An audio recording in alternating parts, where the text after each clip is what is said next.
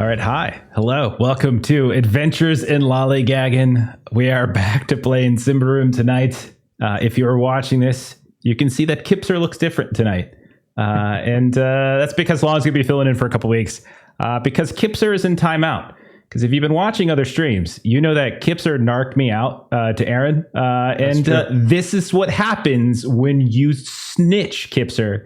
So... there you go. Snitches get stitches. She's in the chat right now, but she can't hear, so she has no idea that we are. I'm talking all this trash right now. But anyhow, Long's jumping in because he's a good friend of ours. If you've seen many of other games that we play, Long is in all of those games. So yeah, we're gonna jump in tonight pretty quickly. We're gonna introduce a new character, and we're gonna figure out all fancy different ways to get Kipser's character killed while she's gone. So it'll be fun. All right. We're going to skip over Long so he can introduce his character when the time comes. And I'm going to have Aaron, why don't you tell us quickly about who you're playing? Hey, Madjac Maekar. Taken by the dirty, rotten elves as a child, raised to be a member of the Iron Swarm, betrayed those pointy-eared bastards, and make a living as a monster hunter now. Hanging out with this fine crew, looking to make some thaler. Absolutely perfect. Excellent. Melissa, tell us who you are playing. So I am playing Rowena. She is our book nerd of the group.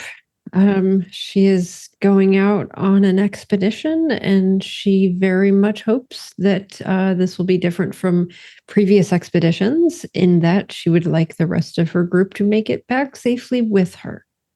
True. That's a good point. I don't think it's going to happen, but it's a good point. I already know one person who's not making it. I'm not gonna say that, but I think you can get it. Okay. And then finally, Jeremy, tell us about Gwydion. Yeah, I'm playing Gwydion Forrester, also known as Iron Eye. He is a barbarian diplomat extraordinaire, as we've seen. He's a very grumpy fellow that's very loyal to his tribe and his family and gets stuck with a lot of jobs that he doesn't want to do, such as going into this horrible dark dungeon. Yeah, it's fine. It's all fine. Yeah, it's just absolutely. A walking, talking, gaping chest wound. Absolutely. But hey, you set a good example for your protege, Dismas. I think fan favorite, actually. Fan favorite from what I've seen in terms of Look forward to murdering him at some point. That's the thing. If you make him annoying enough, the catharsis that's going to come when we finally get him killed is going to be enormous. Absolutely enormous. Okay, we'll introduce who Long is playing shortly. But for now, let's go ahead. Let's hit a quick summary because it's been a couple weeks, and then we're going to dive back in. So, after a very long day, your first day in the game, in the partial destruction of Thistlehold, you all finally got to rest last time around. You reunited in the morning. Atolia, Gwydion, you went outside of the walls to start collecting some alchemical ingredients. Rowena and Madjac, you met with Master Eufrenda. And as expected, Mayor Nightpitch had enlisted Ordo Magica to explore the sinkhole, to go down the sinkhole, explore what's beneath, see what's up, and assess if there's what kind of danger is still posed by these what are being referred to as the Beast Clan, right? That have been attacking the town up from below. So Eufrenda offered the job to Rowena and Madjac, and after extensive negotiation, came to an agreement so that you all would get paid, but all information and objects that you find below, you've agreed are the property of Ordo Magica, and so that's part of it. But you will get monetarily compensated. So Eufrenda also floated the idea of having one of the Ordo Magica's other adepts to follow you all and to go with you, but Rowena said no because she can handle it. She can totally handle it. I mean, the last time she went on an expedition, her entire expedition, but herself died. But other than that, everything should be fine. Before descending, Madjac, you actually warned Captain Marvello about the possibility of this changeling assassin that was likely responsible for the death of Anadea, this woman who you'd heard talking about a cult, and then you started climbing down. It wasn't too difficult for the most part. Atolia did lose her grip once, but it wasn't really that big a deal. And eventually you started climbing down this massive mound of rubble within this cave structure. And you discovered the body of Anadea after some looking. And you found a few things on her, including a broken necklace, a crude key, a coin shaped as a sun symbol, and a gold pearl that Rowena was able to identify as a mind stone, the thing that you basically communicate with another person with. Somebody else has another mind stone. This person has a mind stone. You can communicate with them. Also hidden in the lining of Anadea's belt pouch was a letter from an elf by the name of Tiara Tiana, who was soliciting help and beseeching the recipient to accept and follow my confidant. And Madjac, you did vaguely recognize the name as being associated with an elf who might be part of the Iron Pact. And there was also a reference to the Halls of 1,000 Tears, both things that Madjac would have cursory knowledge of, basically. So the party tucked away the items, and then you continued your descent, and you started to explore the caves, and that's where we left off. So we're going to pick up with you all having crunched down the side of all this debris, and it is quite massive, the debris that you like this huge pile. But eventually, at a certain point, you have to kind of let go of your climbing lines, and you just kind of have to start drop and getting all the way down to the cave itself. And what you see when you get down there, first of all, the cave is massive, absolutely massive. It's about 30, 50 paces in terms of its height. So you can see that about 30 or 50 paces above you, there's the opening in the roof of the cave. And through that, the mound is kind of growing up through. You also notice that as you land, the floors are mostly smooth. And you can see that there's a lot of water here and there trickling, like a little stream here, something trickling down a wall. And you can see that it's also extraordinarily dark. So amongst you all, amongst the three of you, we'll say even Atolia, like, do you all have like lanterns or torches or something like that? Of course we do. Melissa says, believing she doesn't. No, I need both hands free. I just assume somebody else holds a lantern. Yeah, it's got to be Atolia. She has a Atolia. lantern. Yeah, she has a lantern. So we will say then to give Atolia something to do. Atolia will look around. She'll light up her lantern so that all of you can see.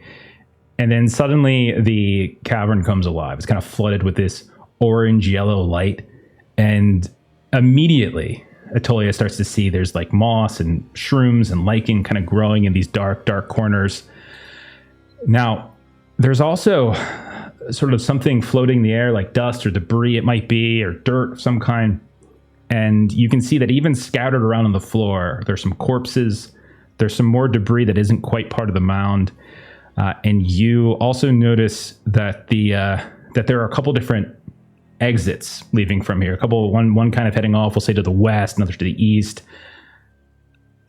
Whoever would like to, give me a vigilant test. And you can just roll flat right now. I'll give you a vigilant test. Got no reason not to.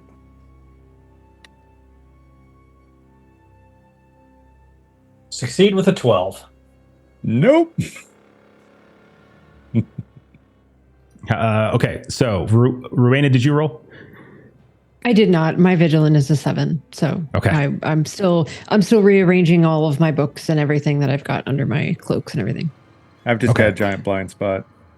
So, Madjac, you notice, in addition to like everything I've already described, there's like little thin streams of water here and there, like little crevices in this otherwise relatively smooth floor. And some of them disappear underneath walls. Some of them disappear down some of these cave streams, these cave openings. You also hear something, and it's otherwise extremely quiet down here. It's really, you can just hear your footsteps kind of echoing off the floor a bit.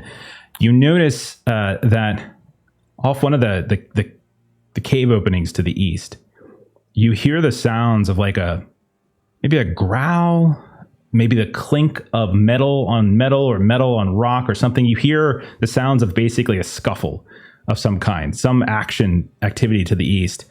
Everywhere else, it's just as quiet can be.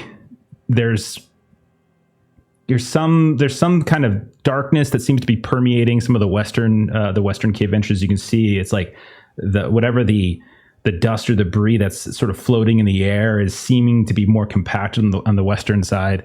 But you hear something coming from the east down one of these tunnels. Iron Eye, I think we've got something. Sounds like combat down that eastern tunnel. We need to move out. There may be a survivor down here we can still rescue. Gotcha. I'll be 10 paces in front of you, just the way you like. That's exactly what I was hoping for. I know you are a damn fine meat shield. Atolia, get out there with him, with your lantern, because we know you're going to fail at your healing anyway, so at least give him some light. It's And she's okay. like- All those puncture wounds just make me well marbled for when the creatures do eat me. And Atolia says, "Oui, oui, I shall go in front." Oh gosh, she's gonna hate this so much. She's gonna hate it so much. DiGiorno. Buongiorno. Okay, so Atolia will be somewhere in the middle. She'll give you some light, and you start inching forward. Now the tunnel is winding, undulating a bit. You notice again. Although the room you're in with the mound, the walls were quite high, it kind of compresses a bit as you start shifting through this tunnel. You can see along the way, Madjac, rolling your vigilance over, you definitely see that there's a not insignificant amount of like these small little nooks and crannies where fungus is growing or a little bit of moss. And more than once, you have to like kind of tug on Atolia's arm as she stops to start collecting something. and the closer and closer you get, the more and more you hear that clink, that sound of some sort of combat. You eventually start to feel this warm air hit all of you, and it's not coming from the lantern, it's coming from ahead. It's like and it's also very humid. There's like a thickness to the air itself. And when you finally get to the end of this tunnel, it opens up a bit, and you feel as you put your feet down, it kind of sags a bit, and you look down, and there's like this thin sheen of moss on the ground. And you see this sort of this rocky outcropping pop up next to it, and it's kind of half covered in the sheen of kind of this bluish colored, tinted, almost white moss of some kind, just kind of almost coating everything here and there. And you also see in some of the corners, there's like a ever so fluorescent, like bioluminescent fungi just kind of flickering around here and there. But more the thing that you really do note, and this huge cavern, is that on the far end, you see 2, 3, can't quite get the total count, but at least 2 or 3 large, pale lizards, probably the size of a horse, maybe, or at the very least, a very, very, very large dog. And you can see that they are moving about in some kind of frenzy. And it's around that area that you can kind of hear it. And you can barely see them as this pale tail just suddenly disappears into shadow. As Atolia creeps a couple steps closer, you see that what they're excited about, as standing atop this mound of rock, what do they see, Long? Who is it they see standing atop, fending off these lizards? See a young man, average male physique, standing tall, blade in hand, in nice silken armor. He's got ruffled brown hair, his eyes piercing turquoise. He's yelling at these creatures. Come on now, all of you at once. And he's dodging between weaving, striking. Okay, so we're going to go into a combat because that's the only way we play Symbaroum. We introduce people right into combat right away. So let's go ahead and do that. I got a little map for you all even to keep track of things. So I'll bring you on over. Okay, so Atolia, she's going to trip and she's going to start sniffing some of that moss. But otherwise, you guys are all there. She's just on the ground, face down. From that moss. All right. Meanwhile, by the way, Rowena in the back, just like we got to the bottom, had her notebook out, and she's just sort of like drawing stuff and sort of shuffling along and drawing stuff and sort of shuffling along. And so if like you guys see this and stop, she's just going to like smack into the back of Madjac because she's just got her book out and she's just going to taking notes and looking around and looking at the fungi. And she, oh, Rowena, come on. We are literally going to die here. Get your head in the game. Oh. And so she like quickly like wraps the book up and kind of tucks it back and kind of reaches back and kind of gets her pole arm back out from her back. Clearly don't eat the shrooms. It made that one go crazy. All right, so mechanically speaking, what I'll say is 2 of them are basically right up in the grill of Jinzo, who everyone can see it on the screen. And we'll say 2 more are kind of climbing on the rock a little bit more loose. So from the mechanical perspective, if any of them try to move, that's what we're at right now. So let's go ahead and get you all into combat. And we'll see if you all can save Long's character or if he's going to die right away. Because that makes perfect sense. Yep. So let me go ahead and get all that situated. Okay. First up, Madjac, you lead us off. You see this happening. What do you do? So Madjac is going to fire at that large pale lizard. Okay. So, arrow takes aim, fires. Fingers crossed. In terms of defense, these are you targeting the Are you using Foundry? Yep. Okay. I just put it in for defense. Yeah, that's fine. Okay.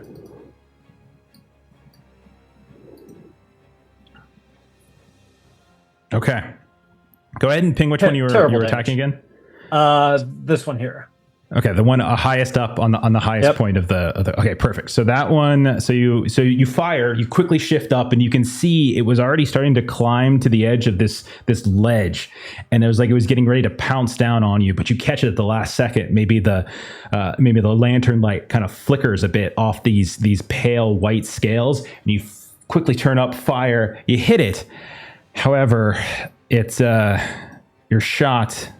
Go ahead and roll. It's actually no. I think this is flat. This is flat. So yeah, it's flat because it's an NBC. So you fire up, but the blade of the arrow just ricochets off, and it doesn't quite sink into the lizard itself. And then with my move action, I'm gonna pull back a little bit. Okay. So then, well, technically, the move action you probably would have had them made to get a shot first. So you would have probably had to shift and move technically. Cool. But you're still pretty far back. Gwydion, you are next, sir. I'll use my movement action to be an absolute idiot and move in closer. That is everything. Which one of these do you want me to go to? One of the ones that's closer, or could I potentially get to one of the ones that's near him on the rocks? So what I would say is, if you try to engage the two that are on him, the one there's one that's standing just to the west of those two that you would have to run past, and it would get a free attack on you. Yeah, that ain't happening. Okay. I mean, I'm sure you're a fine, insane gentleman, but okay. So I'll come over this way ish. Okay. All right. So yeah, move action. You kind of engage this one on. It's on the ground. It's not climbed up on the ledge like the one Madjac shot. And you go ahead. And what do you want to do? I'm gonna smack this thing. Just select defense after I've targeted it, right? Absolutely, that's totally fine. And if you're rolling physically, these have a +2 quick, so you would just basically give yourself a +2. Okay. So a hit for 4. Yes, it's okay. So you take your is it it's a sword, right? You're using a sword. It's a crow's beak. It's basically a hammer, and then it's got a spiky. With the spike at the end. So like you flip around maybe and go for the spikier end as opposed to the blunt, and you swing it down, and you do manage to slip that pierce right through the scales, and you see a little bit of blood on the edge of the spike of the hammer as you pull it back. And yeah, you do actually break through its scaly armor, and you do just some damage to it. Okay, and then I'll do the follow-up hand. Absolutely. Hopefully after we've pinned him down a little bit, we can get in a slightly better hit. That should still hit right there. A little bit better hit. Okay, so that was a total of 6 minus its armor. Okay, that is not enough. Doesn't breach its threshold, but you do in fact get more damage into it. And so the backward swing, maybe with you kind of catch it on the chin a little bit as it's trying to to reach out and snap you. And so yeah, okay, excellent, good turn. All right, next up. We got our new party member here. We got Jinzo. What do you do, Long? And we can walk you through if you want. If you don't know the mechanics, we can walk you through. Otherwise... Yeah, for sure. But I'm pretty much a duelist character. So I've got a nice little sword, parrying dagger on the other hand. I'm swinging it away at the legs and getting precise shots in. Okay. Nice. Jeremy, he took Sword Saint. Good. I love it. Yeah. It's really fun. It's cool. Yeah. Okay. It is. So you have 2 that you can attack, Jinzo. So you just tell me which one do you want. Do you want to ping the one on the east, to your east, or to your south? Let's do the south one. Okay. Go for it. So are you going to roll mechanically? Are you going to roll through Foundry, or are you going to roll physical dice? Through Foundry. Okay. So go ahead and target the one that you want to target. So you can do this by, was it double right clicking, I think? Gotcha. Okay, and then when you go to roll your attack, pick defense as what you're kind of targeting. And it'll automatically add it in. That's a success, absolutely. Nice. So you swing down as this one's trying to chomp at your leg as you're dancing from like one of these chunks of rock to the other, and it keeps snapping at you. And you manage to drive the end of your sword down into it. So go ahead and roll damage. I do a D10 because of Sword Saint increases damage. That is correct. So go ahead, and you should be able to just click on. I think you just click on the. Actually, never mind. Just roll a D10. I forget how to do it. I don't roll dice very often in Symbaroum, so it's on the sheet. There's like a damage thing, I think. It's a 2. You stab down in, but as you pull back the sword, you realize there's no blood on the end of the tip, and so somehow you must just hit like a dead kind of fleshy spot as you don't quite get through. Okay, so do you have anything else that would allow you to do a second attack? I don't think so, right? No, I don't have a twin attack or anything like that. Okay, perfect. All right, so that's the end of your turn. And now it is my turn with these 4. So let's go ahead and introduce Long to the game. So Long, the one that just... Here's what happens when you get hit. The one that you just attack will immediately try to get right back at you. Okay, just immediately try to get right back at you. Okay, so I can defend against this. I'm not sure how that works though. yes, so you do all the rolling. The GM doesn't do any rolls, so you're basically rolling for defense. And I don't think you took anything weird. So if you look at where it says armor. And on the right hand side it says a QUI, that's quick. So if you click on that, that is what you'd be rolling. And I want you to go ahead and do for your modifier. Let me pull it back up. It is going to be 0. So just roll flat. So basically you're just rolling accurate. You're just rolling a quick test effectively is what you're doing. This is versus one of their stats. It's versus their accuracy. Right. Okay. In this case, they just have a flat 0. Succeed with a 12. One kind of leaps up again as you pull back. As you pull back with your fencing sword, it goes right after your arm with it, but you manage to pull the arm back in just the nick of time. The second one on you will do the same thing. So go ahead and roll another. For the one to the east, is going to go ahead and do that as well. Jinzo surrounded. Okay. This one got me while I was distracted. This one got you. So so you do have armor. So armor in this game is flat. Is basically a flat reduction based upon whatever D. So your silk armor is a 1d6. And so you rolled a 5 on your d6. And so this one, in terms of its damage, this one should only do 2 points of damage to you. So it's going to make it through. It'll make it through your damage. It won't make it through your armor. Nice. So your armor protects you, basically. Nice. Very All right. cool. Then over by Gwydion, one of these is the one that you attacked is gonna do the same thing. So go ahead and roll a defense against its accuracy. Okay, we'll do. Do. Okay. All right. Nice protection, though. Once again, it does manage to chomp down on you, but probably right in your leg, where you maybe have some kind of like an armor piece right over top of it, and you feel the pressure of the bite. But as it tries to rip it away, you see that no blood comes along with it. And then the last one, the one that Madjac targeted, does your ability require damage for that for that kind of the stuck he's thing? good. Okay, Yep. so he can move. All right. Yep. So I think he's going to, I'm going to 50-50 this to see if he goes towards Gwydion or if he runs at Madjac. He's going to go towards Madjac. Rude. So he's going to leap Acceptable. down. Makes perfect sense in some lights. And so he's going to, go ahead, Madjac. Give me a defense against its accuracy.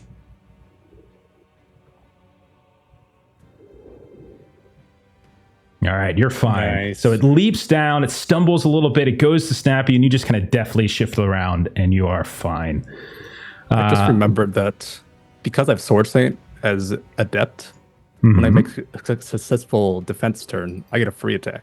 Okay, Oh, buddy. yeah, your riposte. So before we go to Rowena, we'll use your riposte. So go ahead and roll your attack. Nice. Nice little counterattack here. Kill it. These guys have a pretty good damage reduction, actually. So that's a success. Roll your damage. Follow-up attack here is coming out at 7. There we go. 7. Nice. Very, very. nice one. That's going to get through. Okay, so it's going to. It will, in fact, take damage. Absolutely. I was So as gonna it- run over there and help, but maybe not. Maybe I don't need to. I will say this: as you slide the sword and you pull it out, it's not like you've killed it. It doesn't seem to slow it down. You do see a splurt of blood come out from maybe right by its shoulder, but it still seems to be going at pretty high gear. As the scales that cover these things are very sturdy and seem to be wearing down, or seem to be like kind of holding back some of the damage you guys are doing. All right, Rowena, it is your turn. We come to you. You see Madjac on the other side of this small little cropping of rock. He is now under attack. You see that Gwydion has engaged with one of these big lizards, and you see that this well-dressed but seemingly disheveled young Ambrian man has come under fire from two of these giant lizards. What do you want to do, Rowena? So I think Rowena will probably take up flanking on the other side of Madjac, I would say. Instead of running all the way up to where the stranger is. So am I able to, given the terrain, get into a flanking position? I'm like up a little bit, I think, on some of the terrain there. Or you at the one that's on Madjac? Yeah. Okay. I'll tell you what. Let's give me like a quick test to see if you can move around it within the tightness of the rock to get in the flank. This is just to see you can still get there. It's just a question of whether you can get around to it fast enough. I know that because it is a little tight quarters. No.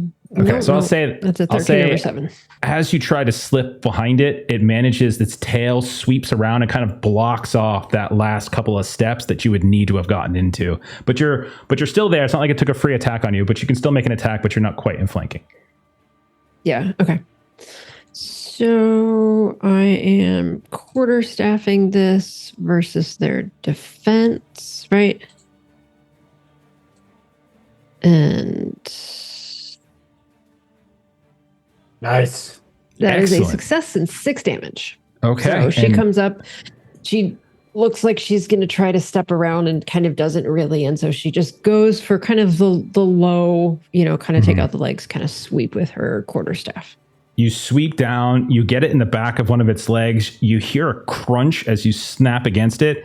You pull the sword back. You see its legs buckle for a moment, but then it rights itself back up. Again, these things are pretty robust, but you did, in fact, do a little damage. We're going to go back to the top of the round. We go back to Madjac. Madjac, one of these is in your face. Rowena is trying to harry it from behind. What are you going to do, man? Madjac looks over at Rowena. He's like, I'm going to make a monster hunter out of you. You just wait and see. And he will use his move action to switch weapons, pulls his pike out as he stows his bow, and he is going to stab at this thing. All right. Give it a go. Not as super strong suit, but we'll see. Got to do what you got to do. Okay. 5. All right. Do you have any? Does your weapon have any kind of armor piercing qualities? Anyone? Make sure you shout that out for me, everybody, if you have anything like that. Let me check. I don't think it does. Okay. Or if you have any talents that do that, like ignore armor or whatever. Okay. Nope, I don't. Okay. And it's long and it's precise, and that's it. Okay. Fair enough. You as it's kind of getting its position back from where Rowena had kind of buckled one of its knees, you swing down at it. You try to stab into it. You push the blade of the pike. It doesn't quite get all the way through, and just a tiny bit of the tip of the pike gets into the blades before it kind of shifts and thrashes around and throws the blade widely. All right, Gwydion, you're up, man. Okay. So it's trying to bite at my armor. That's great. What a jerk. So while as it's kind of pulling back from them, I'm going to try and shove the spiky end of the crow's beak into its mouth and yank it to the ground as best I can. Love it. Absolutely. Let's see how that goes. That's another hit for sure. I love fumbling damage. I Yeah, roll you so hit- many ones for damage. So many. It's Oh my gosh! terrible All ones damage. this time. All ones. You slash down. You do unfortunately not break through its armor. You do manage to thud right into it, like the side of the weapon. Yeah. And you can feel it move, but it doesn't seem to be too adversely affected. Yeah. But you do get your return attack. I apparently need to do my blood sacrifices to remind Foundry that there are results other than one on these dice. It's true. It's all right. Here comes the nat So- 20 on this attack. This would be the nat 20, which would be when I don't want it. Of course. There we go. It was close. 16. Was. There we go. Holy That's, Nice damage, much, though. that's much better. Nice damage. Oh, okay. So we'll go. Wow. 12. All right. So let me do a little math. That's more of what So should it's be happening. points of damage. So then this is 10. It's 3. All right. So good news is that you will definitely do some damage to it. You won't kill it, but you do hit its threshold.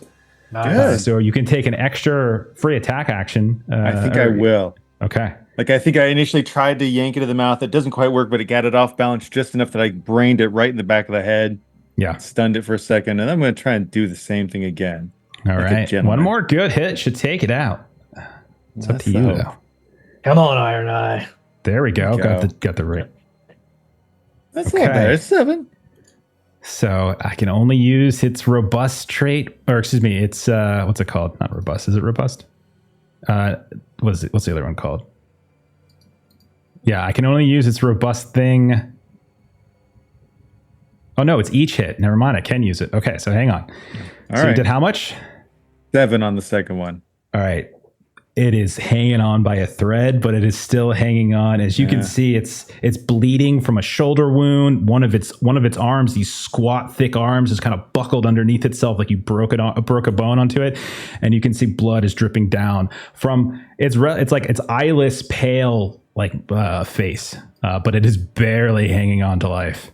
There we go. I'll get to you eventually, maybe. That first Not one would have bad. done damage. You probably would have had him. I not know. quite. I just love those ones.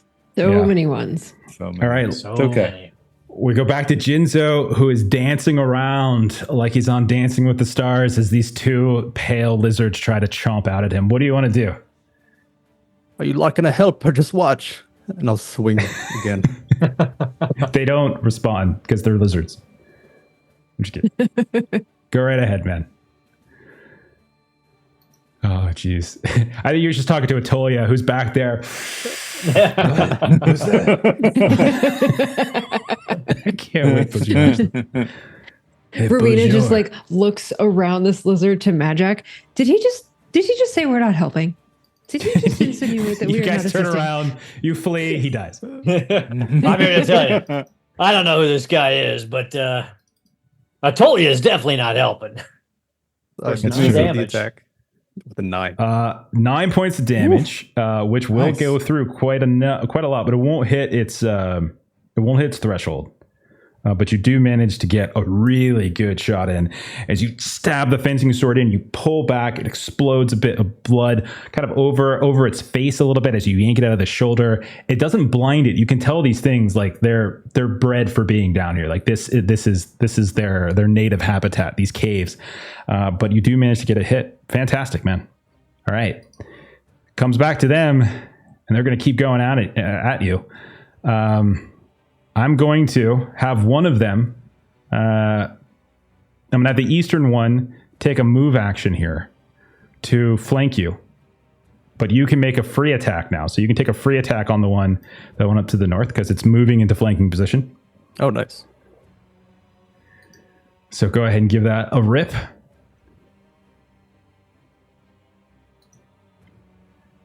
Okay. Nice. Critical escape? No, it's not. Okay. Not base rules that we might play with them at some point because there's optional rules for them, but we're still getting a feel for what we like. Okay. Okay. Caught this one that- slipping.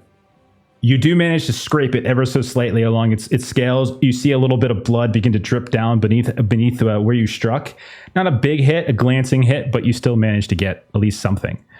Yeah. Then it's going to attack, but it's going to be able to attack with basically flanking now, right? So it's in flanking position. So long for flanking. So basically what this means, you gain advantage. So in this case, you're going to be rolling with disadvantage. And so basically I get to, hang on, I'm doing that wrong.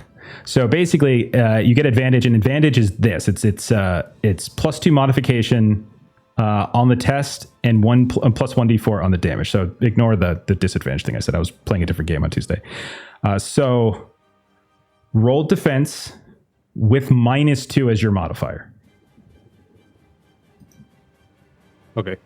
Okay, and that's against the one to the north. Oh, I rolled 20. He rolled a natural 20, so that is a fail. One followed by nat 20. That's a sign. Spread, yeah. Hope you don't like your character that much, because this is going to hurt. I'll bring up his twin. Okay, so you're going to take. Hang on, let me get the total here. Let me get the total for you. So it's 3. Cover your cheeks. It's 5. Go ahead and roll a d4. Oh, good roll. There you go. All right, you're going to take 6 points of damage. Your protection will block 3 of that. But 3 will go to you. So as this thing sneaks around, you scrape it. The other one chomps at you. You turn your attention back at the last second. The one behind you chomps down onto the back of your leg, and you feel the teeth just sink into your calf as you take 3 points of damage. The other one, also in flanking position, is going to now attack you again. So do another thing and roll a defense at -2 against the one to the south now, who's trying to do the same thing. And that rolls a natural one. Nice. Oh, yes. So this that's good. time, sorry, I was like, wait, what? Natural was great. And so this time you manage to wrench your leg free from the mouth of this thing at just the right time and are able to dodge out of this one. And then you can make your riposte on it. Right. Yeah. Here we go. Make a pasta on it. Yeah. Eat this pasta, sucker. What did the Italians ever do to you, Lo? You just make fun of them left and right. Got a little Luca Dante action in here. Come on, man. All right. Nice. 16, another 7. Good old 7. Again, that'll go through a little bit. You'll get, but it's, not everything goes through, but you are whittling away. You got all these little tiny wounds. They're dripping, bleeding. You're definitely bit by bit wearing this one down. The one by Gwydion. Gwydion is just going to attack you. Nothing special. Go ahead and I'll do my defense against its accurate and go. Okay. Nice. You do manage to get away from it as it chomps down one again. It kind of stumbles across the ground a bit. You see a tuft of this like moss kind of whiffed up into the air, kind of moves its head around a little bit as it gets in its nostrils. A little bit of you, like this foul stench, and you manage to dodge out of the way of it. And then this other lizard has a choice of 2 targets. It's been attacking Madjac.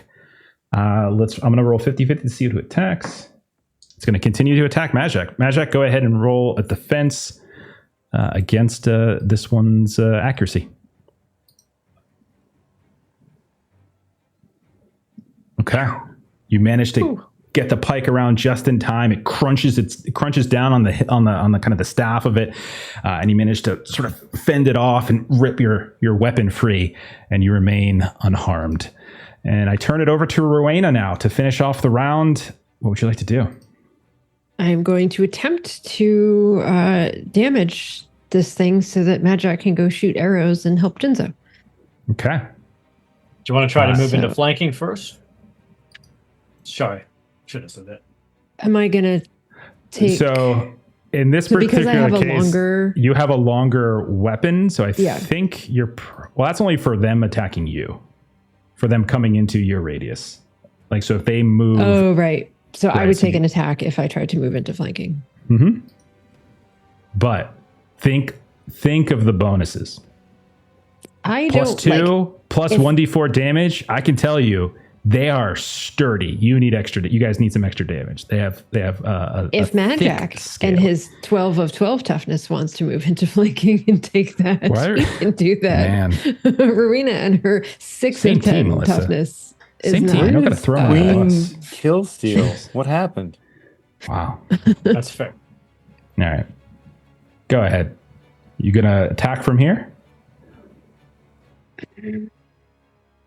Fine. I've been Don't listen to me. shamed I will into bait you moving into the into it. worst I'm decisions. sorry. I think stay where you're at. Yeah.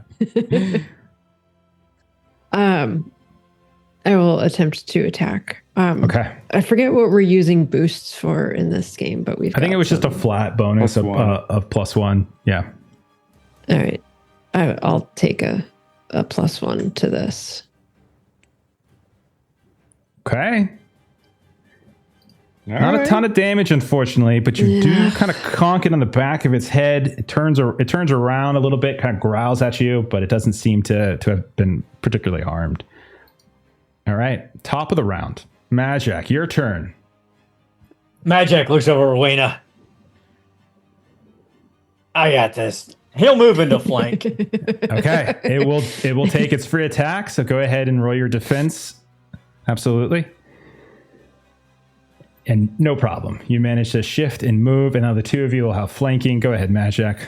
Then he moves into flank, brings the pike around, and tries to shove it down in this thing's skull. Perfect. Come Now we're on, cooking. baby. Come on. You got it. And an extra Shit D4. damage. You get an extra D4 though because you're in flanking. It rolled. It rolled the D4. That was with the extra D4. Yeah. We've had some Wow. unkind damage dice tonight. Very Alright. unkind. Yeah. You try to stab down in it with this amazing, try to just impale its head, and it just kind of cascades the blade away, and you barely scrape it along the sides. Gwydion, you have one on the ropes. You very much have one on the ropes here. This thing looks on the verge for sure. Okay. It's gonna happen. I can do this. I believe in you. I really, really Good enough. do. I'm smart enough, and doggone it. I mean, nobody likes me, but Nice. here we go. Gwydion, describe your kill. That'll do it. I think it is it stumbled earlier, and it is just at this point sheer frustration of one hand just puts the spike down into its shoulder blade or something, and the other hand just repeatedly blows to the head until it kind of does the thing where it kind of caves in a little bit, disfigures, and there's just a goopy mush as it begins to blend with the spores around. Beautiful. So, Stone dog piece of crap! What the fuck you make me look dumb in front of that little fop over there? the blood continues. Nice word. The blood continues to spread into that moss, and you have killed it. You still have a movement action if you wanted to try to close the distance on somebody. However, they will get a free attack. Since I'm not currently engaged with that one to my right, could I potentially move behind it into You could, flanking? but It would you still don't inflict have the. It's gonna get a free attack on you because you don't have because you don't have long weapons, so you're moving up into it. Oh, I see. Because they're like, I mean, still, I would move up to it. Why wouldn't I? All right. So as long as you're going to take the free attack on it, you're going to take the free attack from it. We'll say you'll get flanking from it because you're willing to take the attack. So go ahead and roll a defense. I'll do my defense. Oh, I need to target it real quick. Mm-hmm. It's the same thing as the other one. They all have the same stats. That's true. I could have just kept it. All right, all so we'll good. do that. Do the defense. Against accurate. Stupid little fop telling me I'm not helping. You're not helping. That is, in fact, a success. Or excuse me, that is a success on your part. So you do manage to get and close the distance, create a flanking opportunity for your new fop friend. So, Jinzo, you see trudging up. Go ahead and describe Gwydion as he comes up behind on this pale lizard. You're barely getting the edge of Atolia's light too. What does it look like? Gwydion is a very tall barbarian. He's not he's tall and he's broad shoulders, but not the bulkiest barbarian you've ever seen. He's missing an eye, has kind of like a world tree eye patch on it. Sides of his head are shaved. Rest of the hair is pretty long and pulled back. And just kind of dark crimson colored leathers that have been probably soiled with blood a lot of times over. And they're well maintained, but they are very grieved with this man's been wounded many, many times recently. So that is who joins the fight and has effectively flanked that southern lizard creature, Jinzo. So if you attack that one, you would get +2 on your attack, and you would get an extra 1d4 damage die on your attack. I'm able to do that now. Yeah, it's your turn. You're up. Okay. And this one is also pretty injured.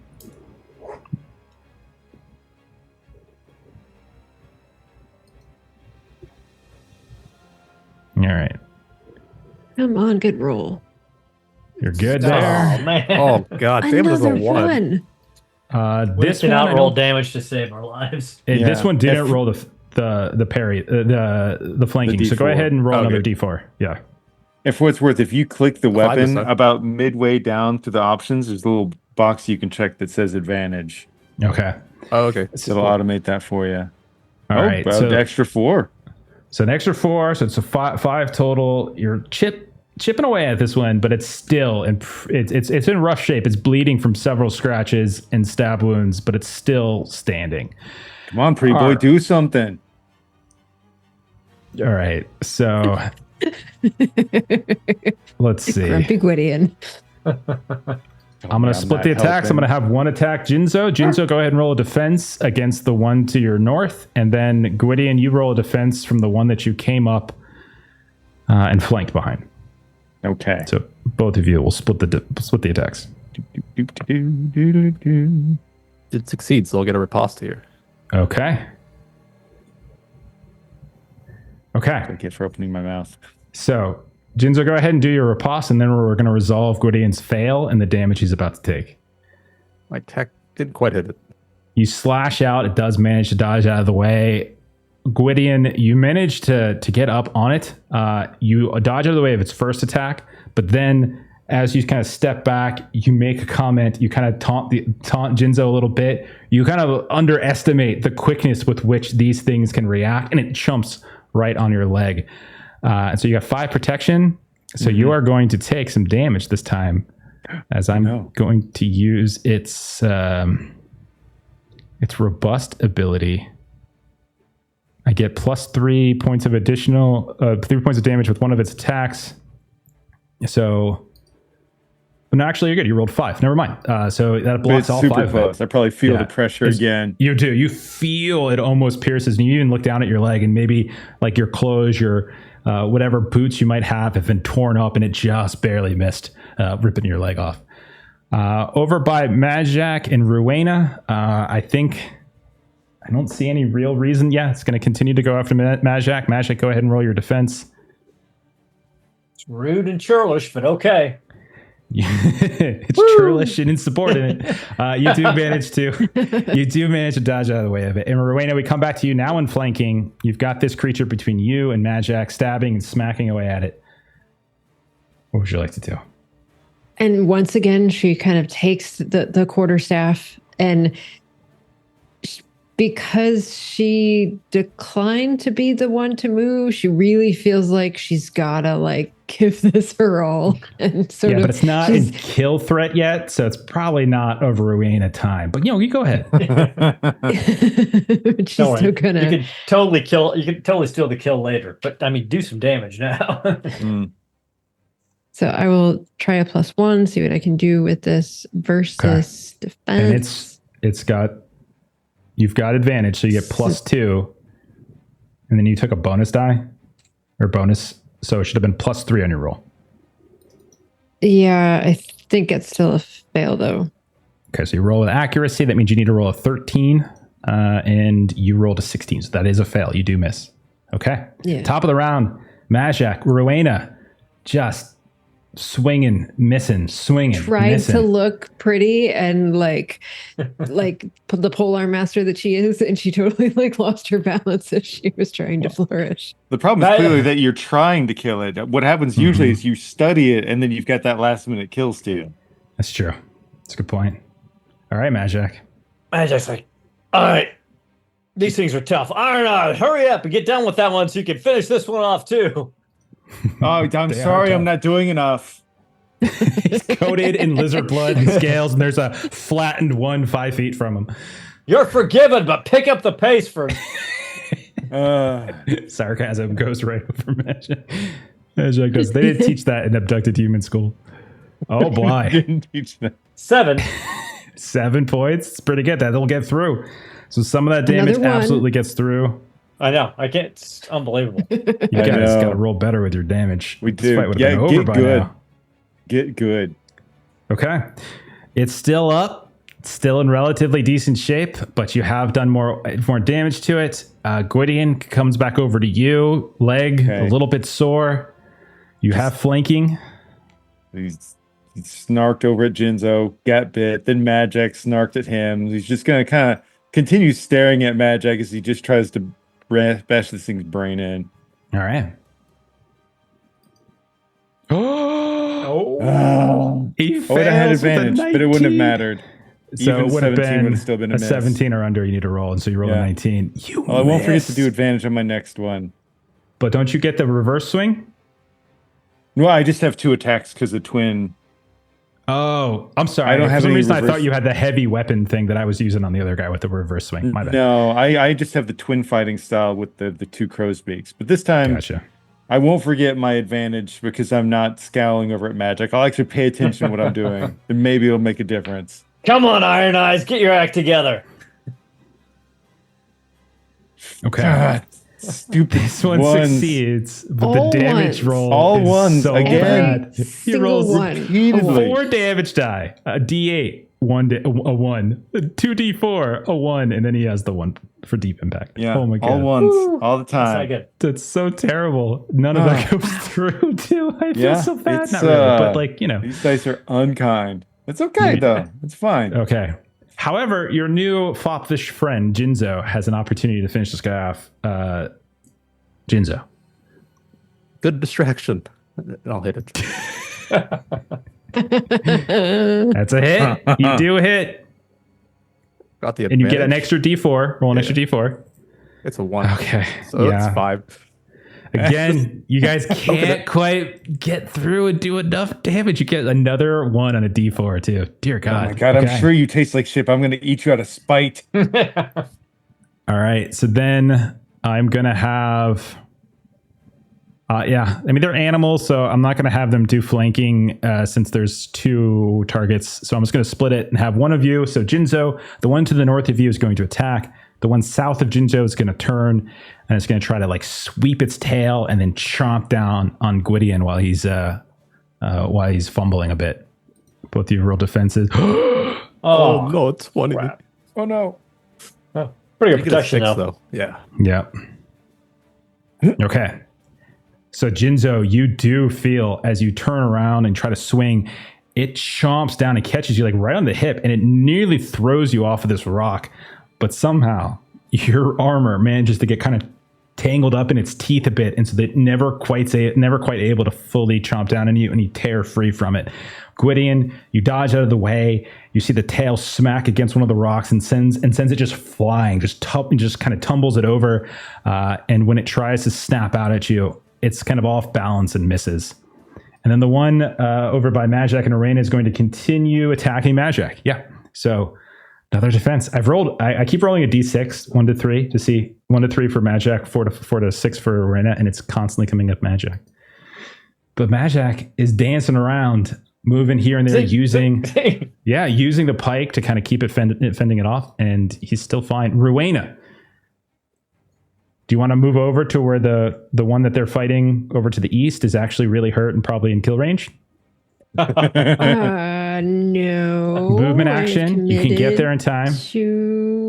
Okay. I've committed to what I'm doing. I'm not going to look silly. Okay. I'm going to be successful this time. Okay. I reset my feet again. I get a better grip on this pole arm. It's going to be 14 points of damage. You just watch. It's gonna. That would be fantastic. You guys are really do a good roll. Your damage rolls It have is been terrible. Almost possible. I could get to a 12. That would be very 12 useful in points of this damage. situation. That's been the best so far. Is That's 12. a hit. Six. That does go And through. we are 6 damage. That will go we're through. consistent. We are consistent in our bad Damage rolls, yes. Yeah. These things have really good defense, like not good defense, like you can hit them, but their armor, and then they have robust, so they like reduce some of the damage, and they have the scales, so it's like it's constantly whittling your damage. You need higher damage rolls. So flanking is a good idea. You just guys have gotten so unlucky, unfortunately. It's okay. Top of the round, Madjac. Madjac's starting to sweat. He's getting tired. Under his mask, the sweat's pouring down. He's like, Yeah. Christ, by Rios's glowing anus, this thing has got to fall. Oh God. Rowena is also a little confused because she comes in and things just go down like one shot because all of the Better. work has been done before her. There we go. 12 points of Okay. damage. Not enough to kill it, but it is enough to actually get its threshold, so you can take another attack. Yeah, he swings again. Now he's smiling. Winks at Rowena. Swings away again. All right. Second swing goes Come on, through. come on. 12 more points of damage. Describe your Nice. kill, Madjac, as you get it. So he swings the pike around with the first hit. He cracks, he breaks his jaw open. And as the thing's lower jaw pops down, he just levers the point up and sticks it up through its brain. And so as you pull the pike off, like in back through, you just see like a chunk of its tongue just gets pulled down as you pull the pike back out and flops on the ground. And it lays there dead. And then he takes his pike and he flicks the blood onto old Iron Eyes. It's an amazing shot. It's right in the side of the face. All right. You have a movement action still. So if you were planning on swapping your weapon. Yeah, I'll swap you could do over it. to my bow now, yeah. Okay, perfect. And then Gwydion, now that you've been shamed, you have the blood of 3 different of these creatures on you. What would you like to do? Well, let's go for the hat trick then. Okay. I already have 3. I guess that is hat trick. I'm gonna try and this one like kind of lost balance. I'm gonna kick it in the throat and then try and bash its brains in. Love it. Do it. That's Absolutely. defense. All right, that's a hit with a 9. Good Oh, and I Damage forgot is- my advantage, so I should do an extra D4 on that. Do an extra D4. Go ahead. Oh, you're doing really I well gotta so get in the far. habit of doing that. D4. So far, you're at Come 11 on. damage. Oh, it's a 1. 12. It's a 1. Still 12. 12 damage. That is still enough to kill it because this one was very damaged. Yes. Go ahead and describe your kill, Gwydion. Good. It is very much like it swung its tail out. It tried to bite at me. I just kick it in the throat and push it up against the rock near where Jinzo is. And it is very much like putting one crow's beak into its mouth to keep its throat exposed. And not even the sharp end of the crow's beak, just the flat end repeatedly into the throat. You just like the scales are like metallic, but you're just like denting them with each swing until finally it just like you hear a crunch. This hurts. I hope you understand how bad you suck. Jinzo, you see this barbarian man losing his shit on and trying to talk to this pale bestial lizard. Jinzo, what would you like to do? Try to put this last one to bed. All right, man. Go for it. Give us your swing as you turn around. Absolutely make contact. Unfortunately, only 3. Yeah, unfortunately, you don't get the extra damage because it's not currently flanking, and so that doesn't hit. Okay. Or it does hit, but you don't actually break through its scales. All right. So this creature was in a pack of 4. 3 of them are now obliterated on the ground. And although it can't, you're not sure it can see because it's just this blank white head, you do see it. And it kind of like listens. You can see it holds for a second, and then it starts to scramble up the wall with these huge, thick claws as it's going to run away from Jinzo. Jinzo, you can take a free attack as it does so. And as it's going to try to essentially flee up the cave wall and kind of disappear into this crevice up top of the wall. Get a cheap little shot on it. 5 damage. You do. Yeah, you do get like this last little parting shot, and it starts to climb up the wall, and it's not quite out of view, but it looks to try to be disappearing into what looks like this hole about 20 paces or so, 15 paces or so up the wall. It's not quite into it. It's still kind of hanging on the wall, but it is currently fleeing. Rowena, it comes to you now. What would you like to do? I mean, she was shamed, so I feel like she would make an attempt to run after and hit it, like bonk it on the back of the head. I would say because it's climbed up the wall, your movement action would get you to the base of the wall.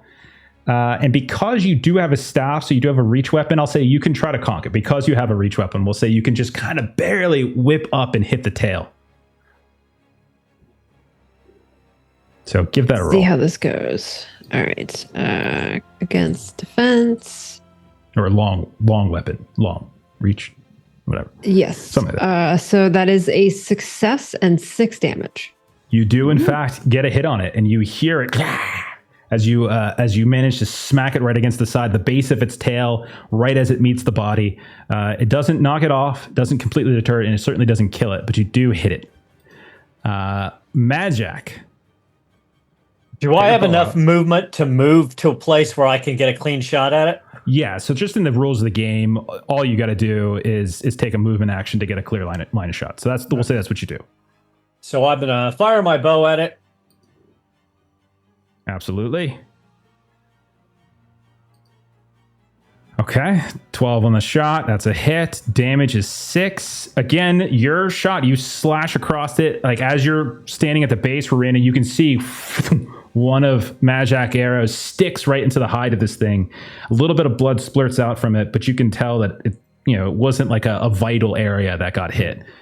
And then Gwydion, what do you want to do? I know it's not the smart decision, but it's what'll be done. Flip around to the spikes. Like kind of like when mountain climbers have those piton type things they use to climb up. Sure. Just kind of doing a running, jumping start, seeing if he can try and climb up after the thing. Okay. Give me, let's do like a strong, it sounds more like a strong test, like you're leaping as high as you can leap and pulling. So give me a strong test. Okay. And we'll see how high you can get up. And okay. Result margin of 7. So I'll say you come running up, you leap atop like this, what looks almost like one of these like stalactites kind of coming up out of the ground, and you leap on top of it. You sink one of your arms into like you stab one of your weapons like into a crevice in the wall, and you have the other arm hanging, and you're just kind of hanging there at this point. I'm going to give you an option here because technically you don't have a reach weapon. Do you want to continue up so that you can swing at it? But if you do, you're going to it's going to swipe at you like with its tail or something because you don't have. I got to make sure this thing gets buried with its brothers. This thing's not getting away. So you stab, you pull, but right as you pull, the tail comes sweeping down at you. Good. So go ahead and roll defense, and I'm going to say take a -2 on your defense just because you're like hanging with one arm, so you can't parry as easily. So we'll say -2. Okay. As you're hanging there. Let's see. -2. There you are.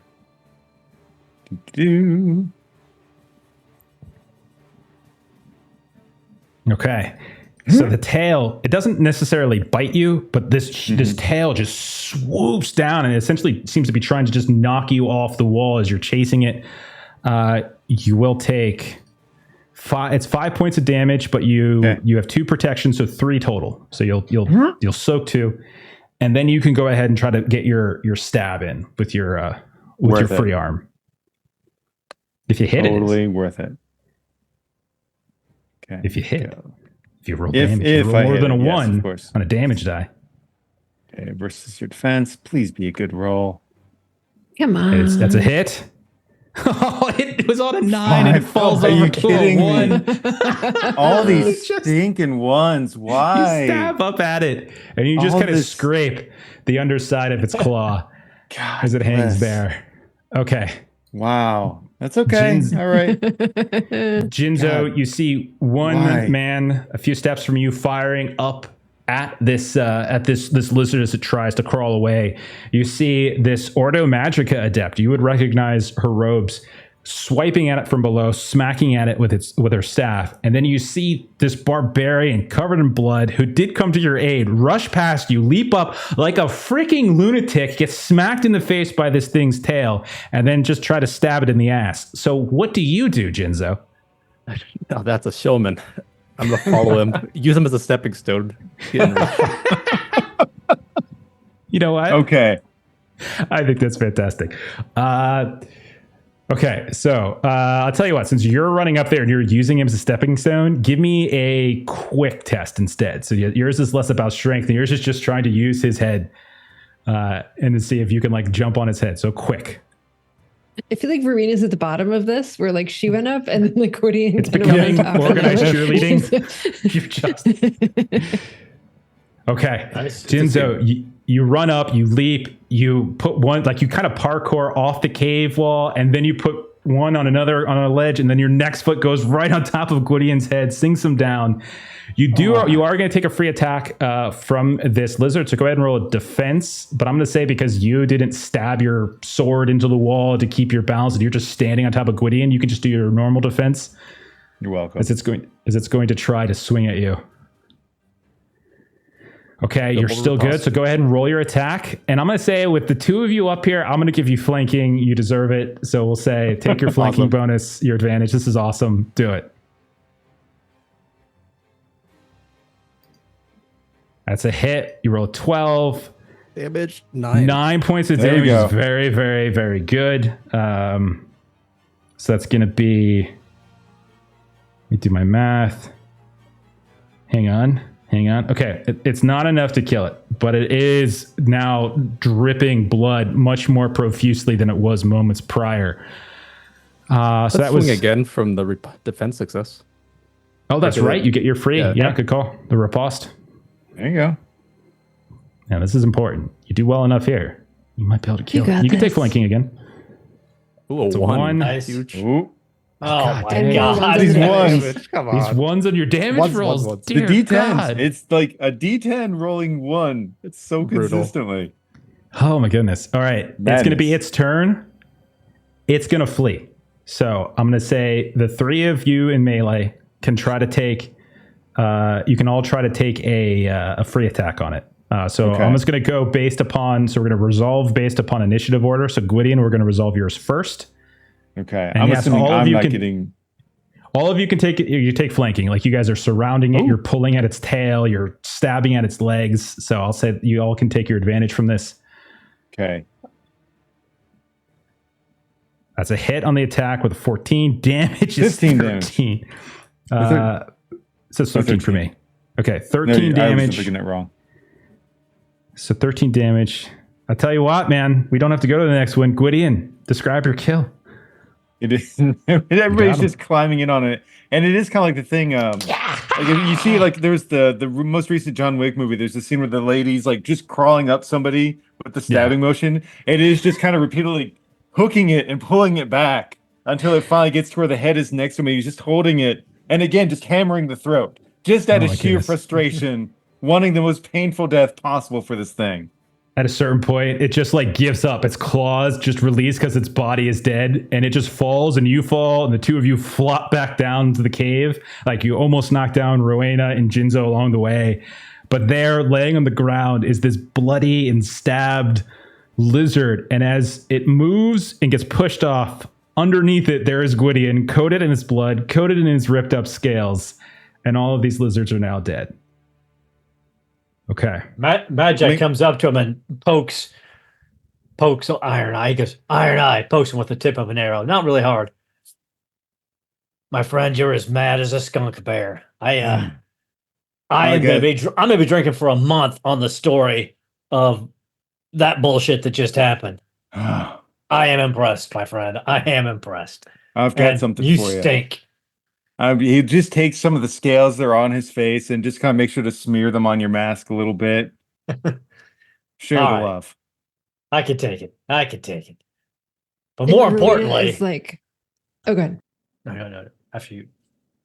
Rowena like was kind of like face down as like all of this stuff was happening, and she's just like kind of trying to use her staff to kind of push her up a little, and she's like Gwydion, did you need to make it bleed all of its blood on my head? Yes, I needed every last ounce of its stupid fucking blood. And I'm going to just toss them all in a pile. You all get to die as a family. Congratulations. You're welcome. That's great. That's great. That's wonderful. Can I have a hand up? Maybe just a hand. And she's like kind of like holding the staff, trying to like pull herself up. Gore-covered hand reaches down. Oh, great. Dripping great. with whatever. Oh, great. Thanks. And then the other hand clasps between it. And that one has like scales and a couple teeth. So that your whole form is just covered in goop.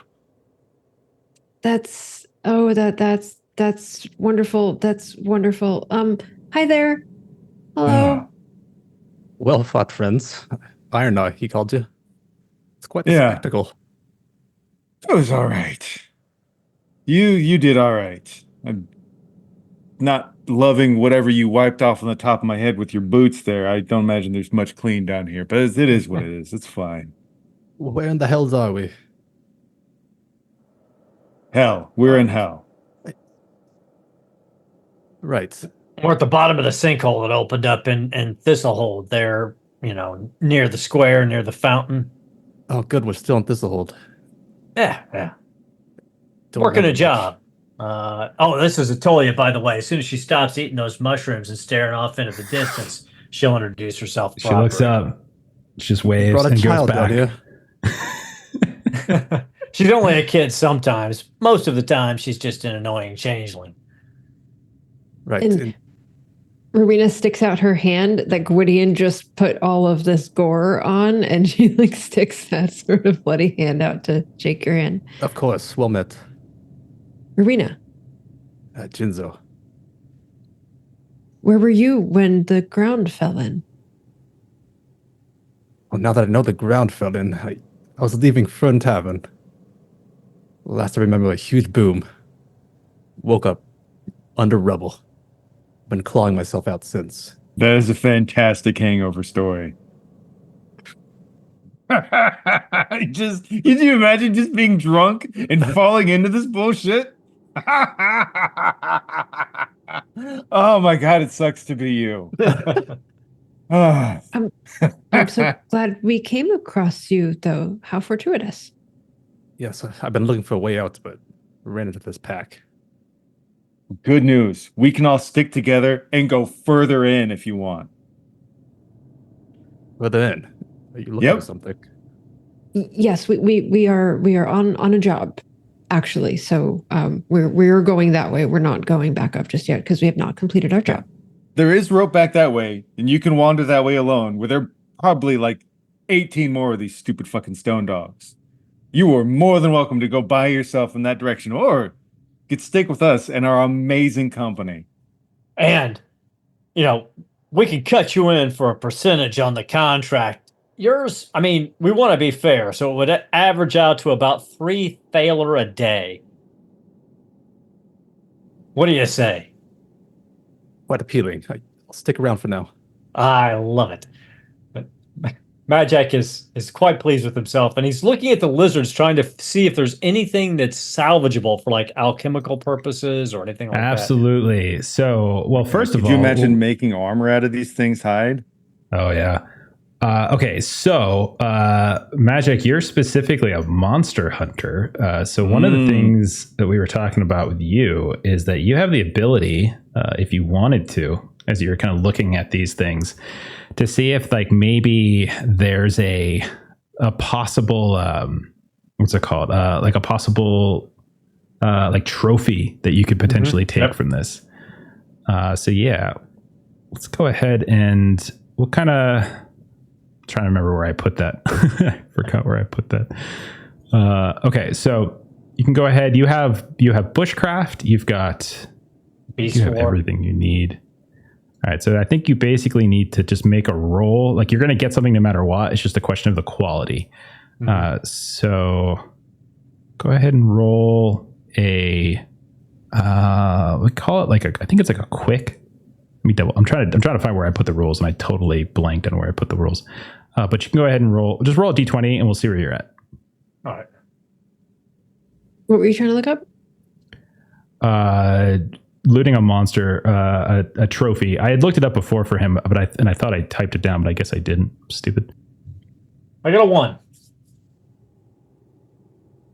Okay, so what I'll say is you're able to, probably on the one that Gwydion had was ironically enough like smashing it with the flat.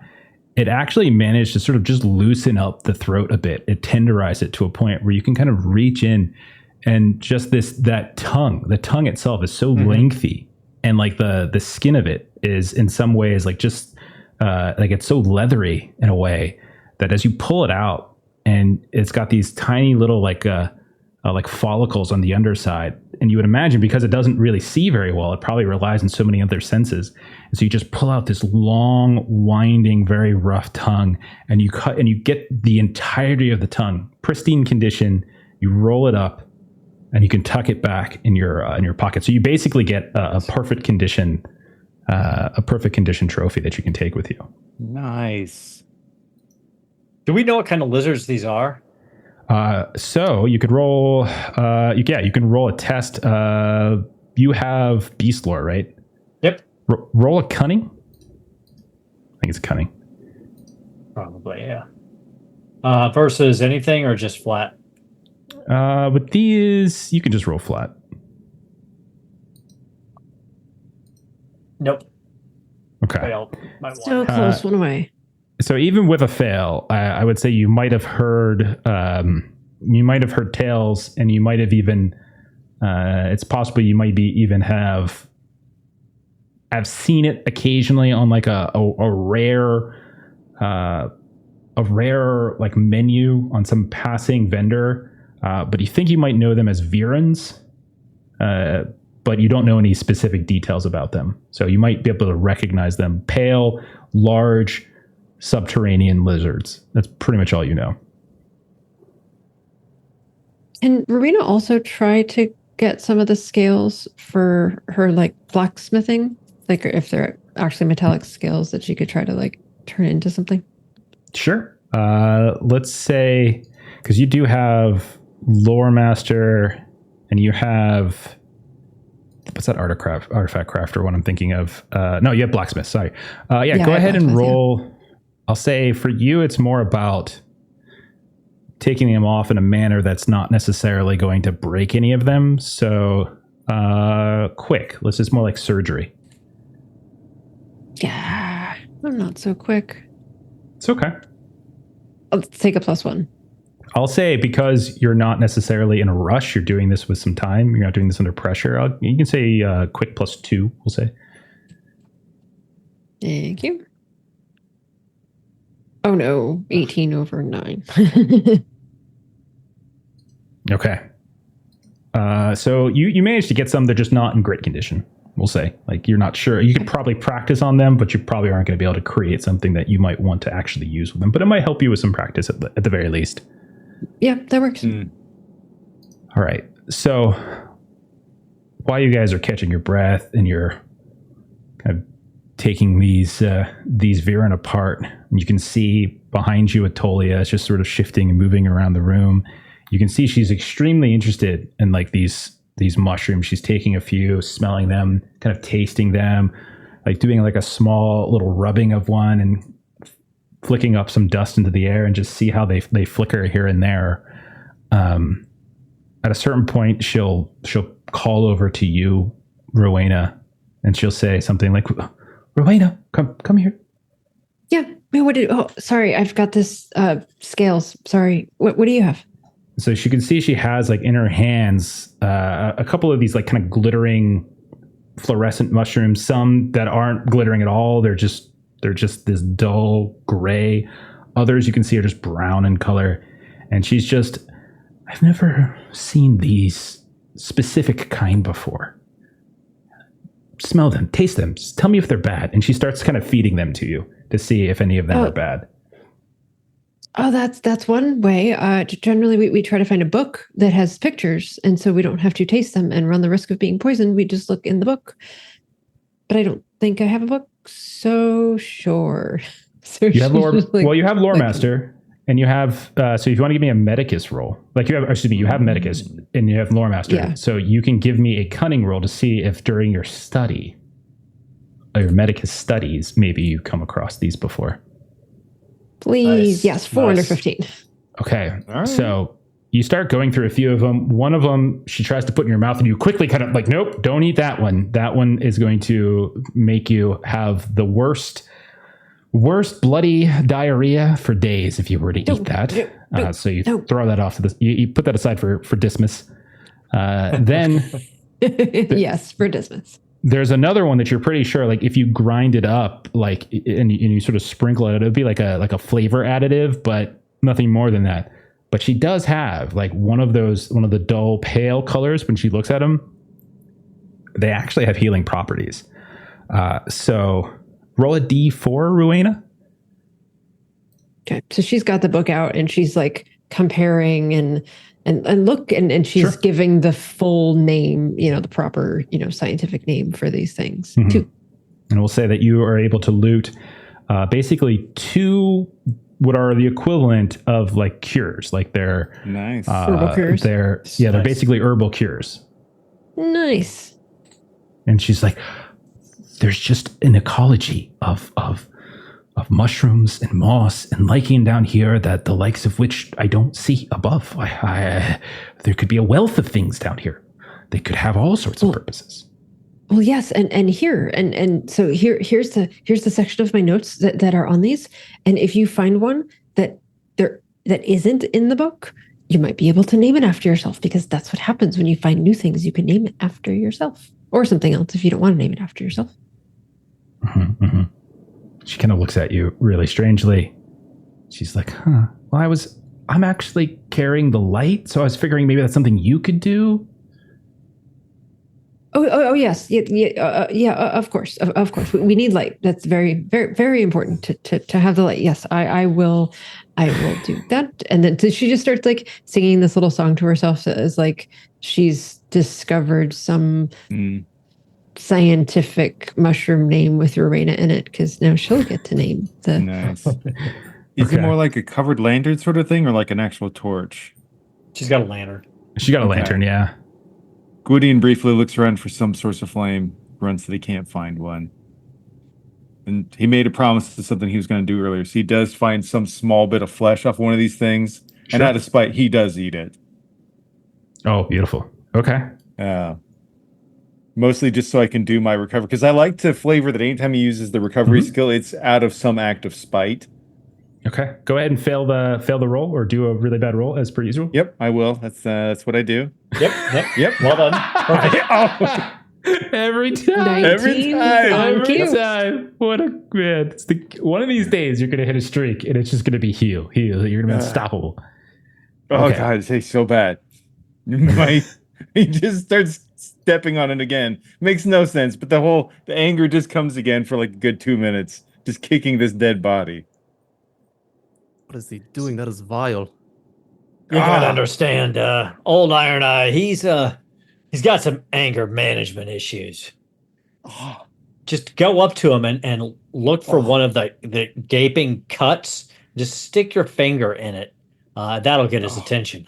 Oh, it just keeps getting worse. It's hot. Oh God, it's like a pepper, but worse. Oh, I can smell it from the inside. I think Atolia just found some healing cures. Do you need one already? no.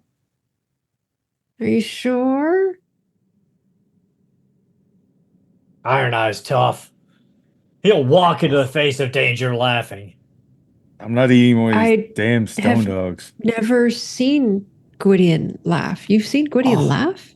On the inside, I hear laugh it all the time. as long as it's at somebody else's pain. Oh yeah, that's true. There was that one time. Oh, there was that Yeah. one time. You made him look silly. That's fine. I forgot. Humor, Jinzo, are you humor coming is with us? okay as long as it's somebody else's expense. Yes, I'll come along until we find a way out. Or when Yeah. you're ready to leave. Okay, so from this room, you all, it's a very large cavern. Like I said, covered in moss. There's fungi all around. There's little small crevices here and there, like well above. And you can tell that's some of the places where it looks like the lizards were trying to escape to.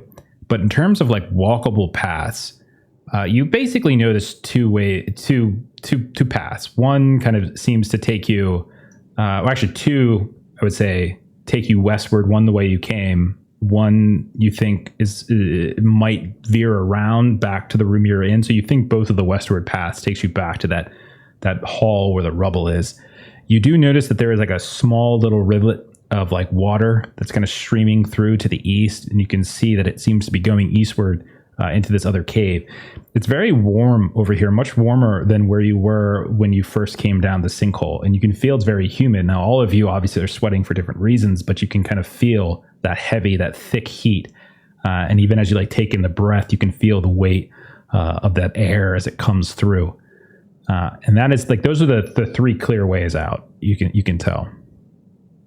So you can either kind of go back the way you came, maybe take a different path, or you can head eastward and follow this water east. Let's follow the water. I think that's going to be our best bet for getting where we need to go. Yes, I think that's generally a good plan to take when traveling. Follow the water source. Okay. So as you push forward, who do we say is like kind of leading out in front? Obviously, we're going to put Atolia somewhere in the middle, so there's light. But who would we think is like out Old front? Iron Eye. Getting a vote for Gwydion. Okay. Yeah. All right. I know my role here. What do you say, Jinzo? I'm sorry, I didn't hear you. I'll be behind him. Okay, so Jinzo, Gwydion up front, and then the other three, some scattered behind. Okay, so you find yourselves pushing forward. It's not actually a particularly long tunnel compared to the one that you were just in before, which was winding and undulating up, down, weaving around. This one is a short, smaller jaunt, and you can see the water continues, and it begins to kind of widen. That river, that little stream gets a little bit wider, and it starts to arc and turn southward a bit. You follow, and you do notice that it kind of opens up once again into another one of these like larger cavern rooms. You've noticed multiple times like these big pockets, almost like these domed openings, like these hollowed out pockets of earth, and there's these smaller like hallways or tunnels in between. And this one, is probably maybe like a 4 or 5 minute walk as you're weaving between this comfortably moving. There's not a whole lot of difficulty here. It's not like your tight quarters, and the ground again largely flat. Occasionally you have to like step in the water, especially as you get to the end of the tunnel. But eventually you come out kind of almost sort of heading southward as you do. And you see another room that has that same kind of like coating to it, the way that the one that you just left. So you can see that all of the surfaces around here, like you can see rock, absolutely, but most of the rock is covered almost like in this like very like small subtle carpet of moss or of other growth. There's a few places here and there you can tell as you move in, Madjac, especially with your high vigilant, you can see like some of it's been scraped up a bit. Like you would guess maybe some of these creatures have come past or have climbed up to the ceiling in some way and disrupted it. But otherwise, again, you're in another one of these large caverns. Anybody who would want to, if you want to roll a vigilant as you come in, please do. Just flat? Yeah, just flat's fine. And I'm just going to do the bigger the result, the sort of the better. 7. While we're rolling that, welcome, Nerds with Dice. Thank you for the raid. Thank you very much. Appreciate that. I got a 7 with a success margin of 8. Very, very nice. Looks like I'll fail by a margin of 8. attaboy. All right. Failed by a margin of Jinzo and Madjac seem to be doing pretty well. Okay. So as you come in, Jinzo, one of the things you see in the corner to your left, so we'll say like the northeast section of the room, you can see that there is this patch of growth. It's almost like growing up the side of the wall. Like you can see these stringy, thin mushrooms. They barely have a cap, and they're almost kind of like hanging limply. and it's growing all the way up the side of this wall, this spout, and it starts to like turn around and disappear into the darkness above. Otolia will come over and hold the torch, and you can see it even starts growing a bit on the ceiling here, and you can see there's this huge section of it. But as you get close, you immediately start to smell something very odd. It's like it's almost, it's not putrid, so it's not like making you sick, but it is making you a little bit sort of dizzy as you come up. Make a strong test as you come over here, Jinzo. I'll say, I'll do the same for Failed by Otolia. 1. Okay. You feel yourself get very lightheaded.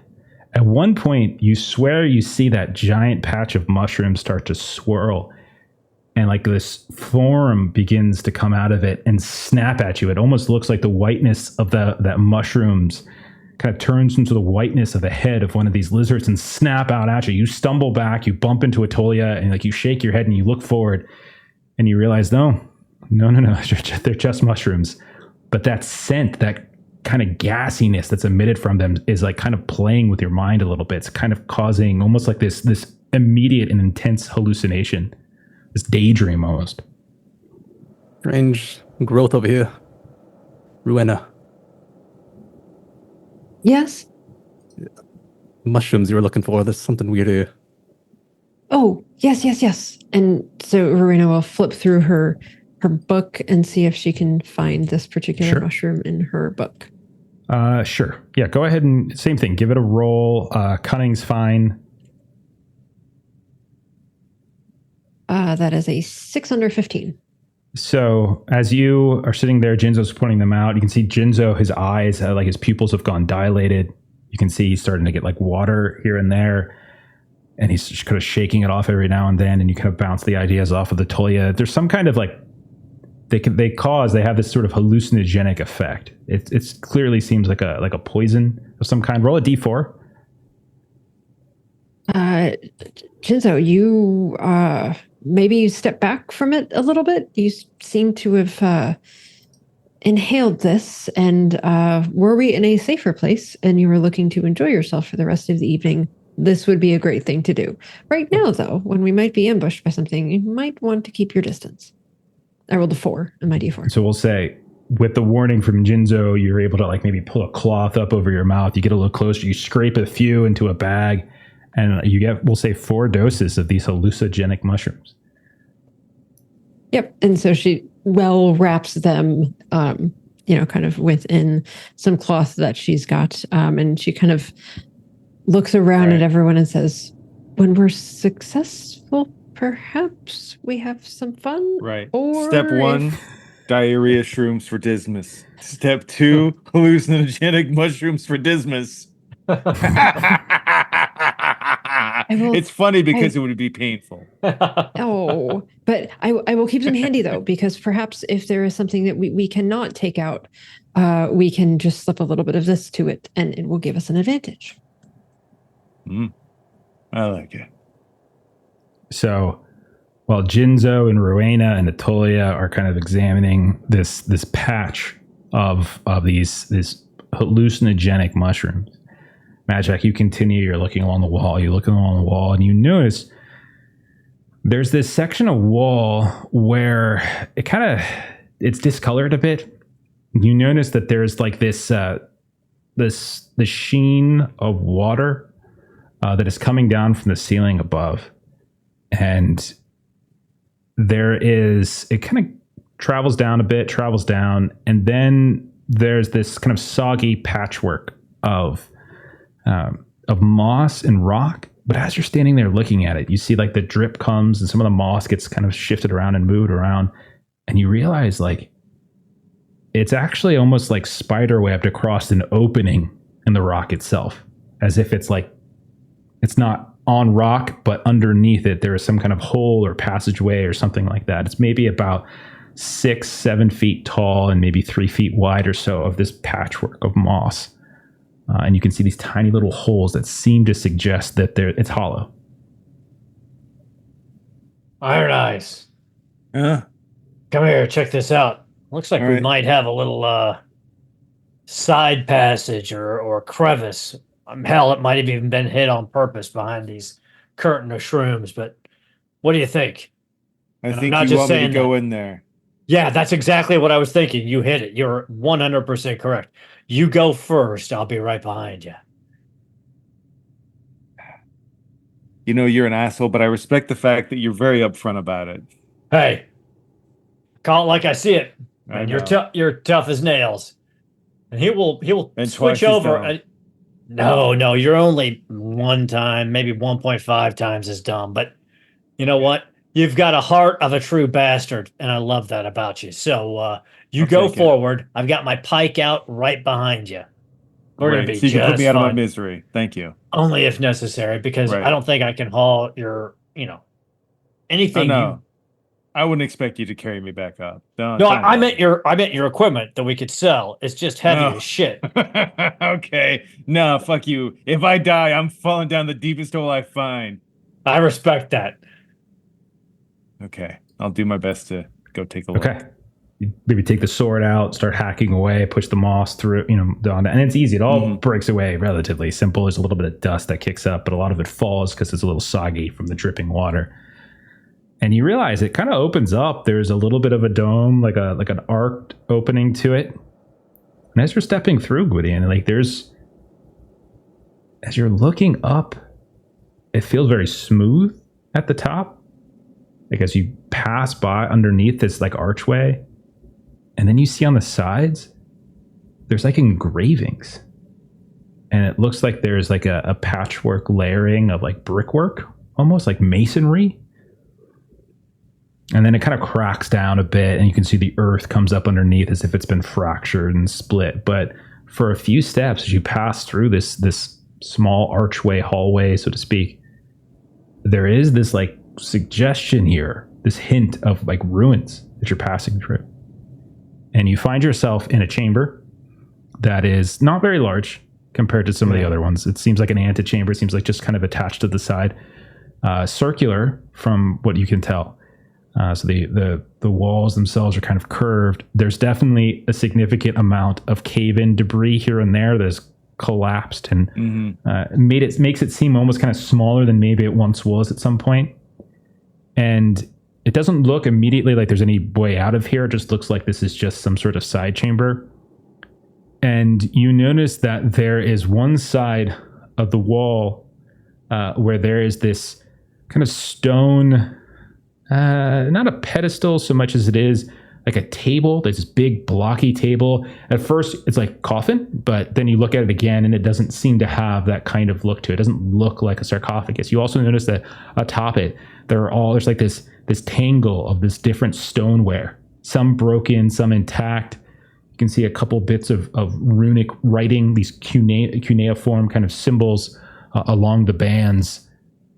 And on the ground, in addition to like the rock that has fallen and some buildup of dust and debris over time, it looks like there's also maybe there was a stone bench here, or a seat of some kind. You think you're in some kind of chamber that might have had maybe some kind of ceremonial or like alchemical purposes. You're not entirely sure what it is, but it's considering where you've been before, which has just been like rock caverns. Like this is like signs of like something that's more than just natural cave.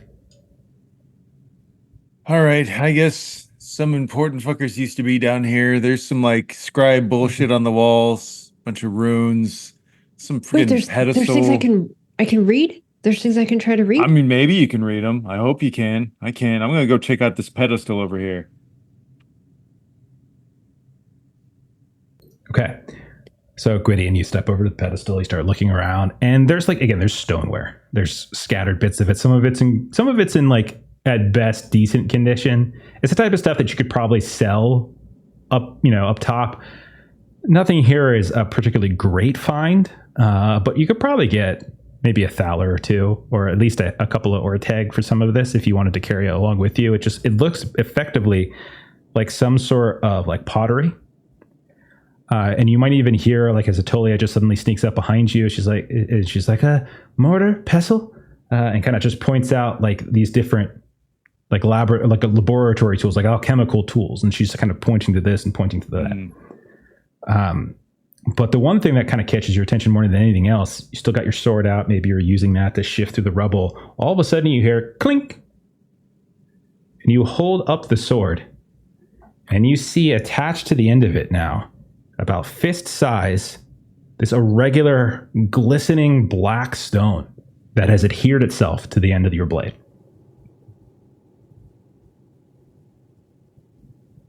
Like find one of the benches nearby and do the thing where you kind of like scrape something off because he doesn't want to touch it because that's weird. It slides. You hear it as it slides along the blade, and it kind of lingers. It kind of almost like stays attached to the tip of the sword for a second and then falls to the ground. Clatter. What you got there, Iron Eye? Dark fucking magic is what we got here. Because Gwydion doesn't understand magnets. How do they even work? Hey, Rowena. Gwydion's found something. Says it's dark magic. That's your whole ballywhack, isn't it? Oh, okay. And she was like moving in the direction of the writing on the wall, and she's like standing on tiptoes, and she sort of like pouts a little bit and then like walks over. What? You can roll a cunning test if you want, and I'll. This cunning will say is for the entirety of the room. I'll extend it to the entirety of it. Okay, I double checked my lore master stuff. So like human languages I can do, and elfin troll languages. So that's kind of what I can do so far. With the levels that I've got. All right, cunning. That is an 8 under 15. Okay, so I'll say a few things. First of all, the writing you see. Like the etched into these places here and there, it definitely seems to identify this as some sort of lab. But more specifically, from what you can tell, there was some sort of like transmutation experimentation going on here. Like somebody was trying to transmute one type of substance to a different kind of substance is what was happening inside of here. There's absolutely no indication of whether it was successful or unsuccessful, but it definitely seems old, the writing. And from what you've seen of that beast clan, that was just literally beasts, like humanoid beasts. It seems the concept of transmutation, the concept of alchemy in itself is far beyond that sort of mundane bestial intellect that they were conveying. You don't even see any signs of like anyone's really been in here for quite some time. So they might not even have known this was here, or if they did, they never really spent time in here. You would get the sense probably that this is not something that they used, but maybe whatever this was. It's not uncommon. Like underworlds, there's buried ruins and this and that, and you're still quasi under Thistlehold. So there's runes underneath here. Something. And so she was definitely sort of like notebook out, copying down the runes, and then is sort of like, yes, I'll come. So what did it do? You said it. What did it do with your sword? I mean, since I was able to scrape it off once before, it's like, I'm going to do this one more time because I don't want it to like infect my shit with its magic bullshit. For science, I need to write down what it does. All right, he'll lean the crow's beak down close to it, like doing the thing where it's like very gingerly. The closer he gets, the slower he gets. When it's like maybe 2 inches away, you see this glistening black stone leap off the ground and adhere to his metallic weapon.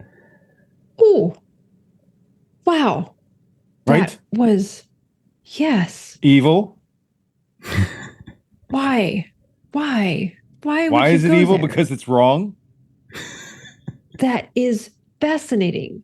The things that you could do with that. I am nowhere near creative enough to think of what they would be, but the things that you could do with that would be very useful. I can see that being very useful. And then, so she's going to go up to it and she's going to try to like pull it off of the sword and see if she can. You reach out, you grab it. What if it pulls your skin off? And it does. It pulls all of her skin off, and it falls. Oh God! I don't. Rowena dies. Ouch. You reach, you pull the. It's about fist size. So you grab it, and it's in it. And there's definitely like, it doesn't give super easily, but as long as Gwydion kind of holds firm on his weapon, like once you put just a moderate amount of pressure, it definitely separates. But you did have to like actually focus on separating them. So Rowena is just like, this could be so useful for something that would stick to metal. And so she's gonna like walk right up to Gwydion, and I imagine you've got some metal on your armor. Or he's got the metal eye patch even. Oh, she wouldn't do that. She wouldn't do that. No, she wouldn't do that. But she's just gonna like stick it to your armor. Fuck you very much. Look, no hands. You're just holding it. I am not. You I would not willingly do so. But that's amazing. It just hangs there. It just stays right. That's wow. Just wow. Would you like me to remove it from your armor now? Yes. You okay. You're no fun. You're so grumpy. I'm a lot of fun in places where you're not shoving dark magic relics on me. Yeah. This wasn't Like worth earlier, taking I away from- loved like when I put all those things in a giant dog pile. That was like I was so happy. I had my back to you. I didn't even see like what was really going on. I was faced that way. I didn't even see.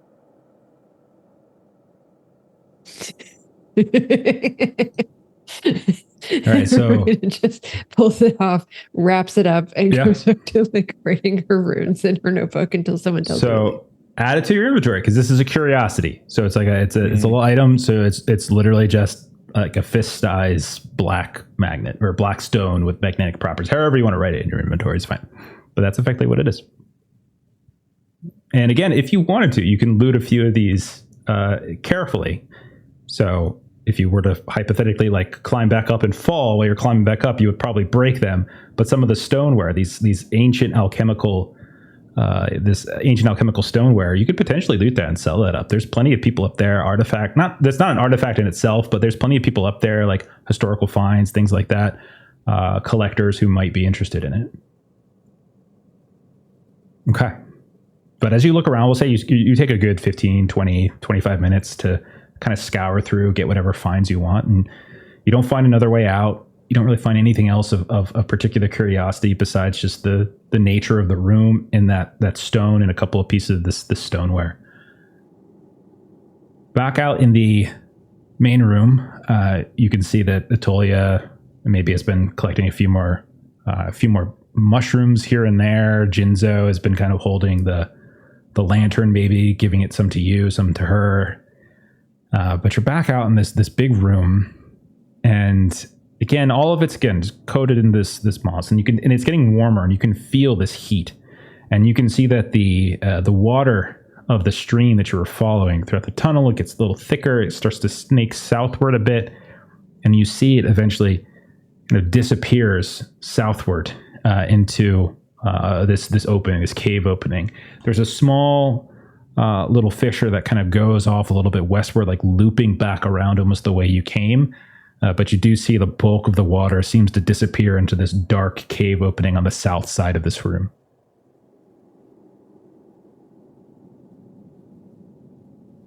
Well, Atolia, once you have your things together, I think we'll be ready to move out. Iron Eye, Rowena. South? What are your thoughts? And Marina's just writing things down, and so she's putting, oh, yes, yeah, wherever you want to go. I'm right behind you. Yeah. All right, Iron Eye. Head off in that direction. I'll be 10 paces behind you. Classic. Wouldn't have it any other way. Okay. So you head southward a bit, follow the water some more. And again, it's a couple more minutes of kind of moving through this tunnel. You can tell as you're walking, it starts to kind of dawn on you a little bit. Maybe Gwydion, maybe Madjac, whoever might be being particularly vigilant. Like there is like this relatively consistent size to these cave opens that you're going through. And the ground is relatively smooth. The sides are relatively smooth. You can definitely see like there's cracks for sure and chunks of stone have come down. But now that you've seen that small room, you're seeing more signs of it here and there. These little patches that suggest like this isn't just this natural cave opening, but there might have been something here at some point. It's ancient, it's old. You guys are, some of you are treasure hunters. Like you've been in ruins before, and like you know the telltale signs. But eventually you push forward and you come into a room. Again, another one of these times, these big pockets, these big openings, and it's almost reinforcing this idea like these are hallways between larger rooms, right? And you can see that the room is even hotter than the last two that you were in. Every step you take, it's getting warmer and warmer and warmer. And you step into this dark room, you can see that there's mist, steam, as you start to realize it kind of wets against your skin. In some ways, it actually feels kind of comfortable. In other ways, it feels uncomfortable. And you realize that water continues to kind of shift southward. And eventually, you see this on the south side of the room, this hot spring. And you can see coming up out of the water, which looks relatively clean. Like it doesn't look dirty. It doesn't look corrupted. You've certainly seen some signs of some creatures that haven't been. I mean, the Virans are just Virans. They're a creature. They're an animal. They happen to be down here. They could be corrupted. They could not be corrupted, but they're still an animal, right? But here, like the waters look fairly tranquil, and you can see the steam is sort of wafting up. Again, anybody who wants to, vigilant test is totally fine. If you want to give that a roll right now as you step in. You could wash some of that blood off of you. I mean, I could. Spring. You definitely could. You could wash it off. Yeah. Maybe. Nice. Okay. So, oh my gosh, wow. An inversion. Madjac actually fails a vigilance. Wow. Gwydion is just chuckling to himself, and he does his best impersonation of Madjac. By Prios' sweaty sack. It's Prios's glowing balls. Okay. So, I mean, they may be sweaty. I don't know, but It would be if he was here. it's not as funny because he's, a sun god. So Oh, that's right. That's stupid. Okay. Yeah. That's why you would do all the glowing stuff. I don't really pay attention to their nonsense. you're probably better off for it. Yeah. so You'd be my favorite Prios preacher. oh God, can you imagine? So you guys push in, start to look around a little bit, get a better sense of things. You don't see anything moving. You don't see any more of those lizard creatures moving around. You don't even really see shadows. Like the mist is sort of it's not like you're in a fog or anything, but there's definitely a mist. Like it's noticeable. It's certainly noticeable. You do start to hear, I'll say those of you who passed, you start to hear like this dripping sound. You almost even hear like waves lapping, and the sounds of like active water. And you can see from a distance that where that pool is definitely where like the steam seems to be rising up from. It's not, again, if you weren't coated in blood and armor and whatnot, it probably would feel very comfortable down here, right? But one of the things the two of you do notice is that sticking out of the wall a little bit higher up, there is like this glinting piece of metal. It's maybe 3 or 4 feet up over top of the water itself. And you see that there's like a little dripping of water, like drip, drip, drip, coming out of that and down into that larger pool where the water kind of seems to just open up into this big pool. And you can see that the pool is quite large. It takes up maybe like a third of the room on the southern side. And above it, it like almost looks like a pipe that's kind of split out of the wall and splintered, almost exploded in kind of like a comical fashion, like a shotgun, like the shotgun head, like kind of exploding at the end. You can see it's just dripping water down into that spring. Just a little slight drip, nothing more than that. Here's one too. But that's a lot of water to come from deep. Who knows how long it's been dripping through here, though. But and so Rowena's going to get up closer to it and just see if there's anything to see. Yeah. with the that's a lot pipe, of if it's possible to follow it. Sure. It couldn't be a reserve. That means something needs to be flowing through it and getting heated up. So, Rowena, you step forward and you're like kind of peeking at that pipe. And as you're watching, and Madjac, maybe you and Jinzo are kind of looking around, you notice that there's like a slope down on the eastern side of the cave. It kind of seems to, the ground kind of seems to fall away a bit. Atolia gets distracted by kind of more of this sort of fungal and algae, or fungal and like moss and lichen growth. Rowena, Gwydion, you're like kind of following the sound of the drip, looking at that busted pipe. Rowena, you get up close to it, you're kind of looking, you're trying to get a sense of it. And what you don't notice, Rowena, and what Gwydion doesn't notice, is that underneath the water, there's this sort of dark, shadowy shape that begins to move. And suddenly, there's this explosion from the water. There's whoosh, and this dark, kind of gray creature erupts from it and extends like these almost wings out to the side, these wide kind of gray wings that maybe 10 feet in its wingspan, and just kind of wrap themselves, or at least try to, around Rowena and drag her back down into the water. And we'll go ahead and stop. We'll go ahead and stop there, and we'll pick up on that next time, so that Long can get involved in that fight too. That gives me like flashbacks from, what was it, Beastmaster?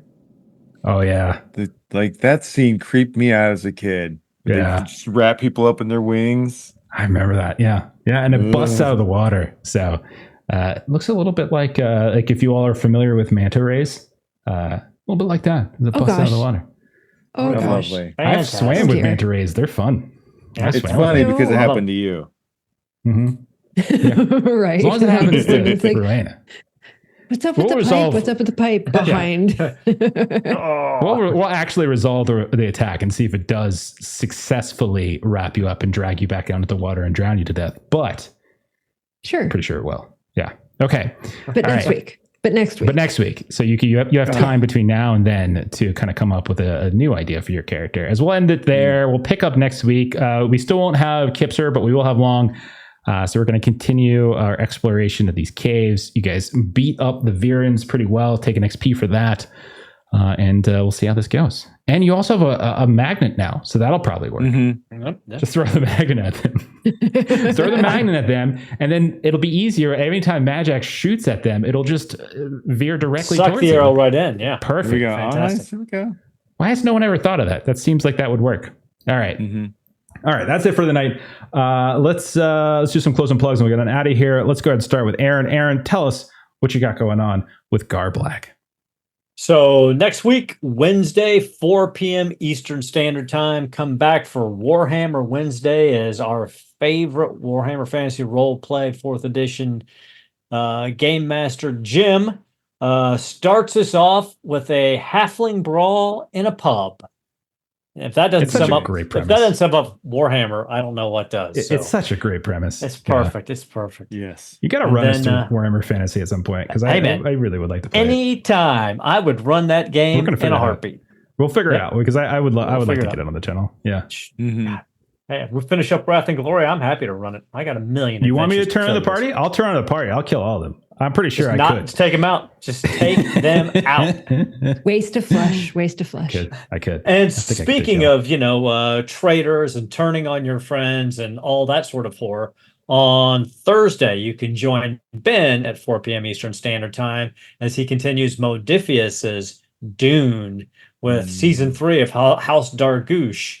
If it wouldn't be Dune without some betrayal. So check it out. I thought suddenly Aaron was going to start talking about Melissa and my new favorite show, The Traitors. Show. Like, right? Aaron, you've been watching The Traitors? We're just going to turn the channel into a Traitors fan club channel. That's all we're going to do. Awesome. Jeremy, tell us about this Patreon. Yeah, Aaron Reese on Patreon. Got comics, maps, tokens, fun stuff. Check it out. Fantastic. As for us, schedule tomorrow night, Delta Green, we are back to What Lies We Tell. We should have the full crew by the end of the night. We probably won't, so we'll see how that goes, as they are in a bit of a pickle. Steven's character, it's honestly a question of, is he going to go insane first, or is he going to physically die first? Because he is really low on both of those resources, so it could be pretty rough for him. It could be on character number 3 by the end of tomorrow night. So we'll see. Nice. Saturday, we're back to Call of Cthulhu. We are resting, taking it easy in Arkham after a really difficult time in Los Angeles. Everything's going well. People are meeting their family and friends, kind of catching up on things. Nothing bad could possibly happen and hasn't already happened.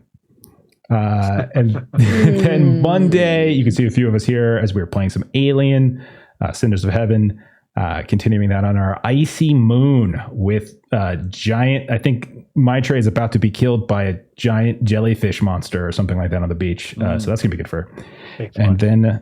And then Tuesday, you can see Aaron, Melissa, myself, as we're gonna be playing through some Frontier Scum, our acid western that Steven runs for us.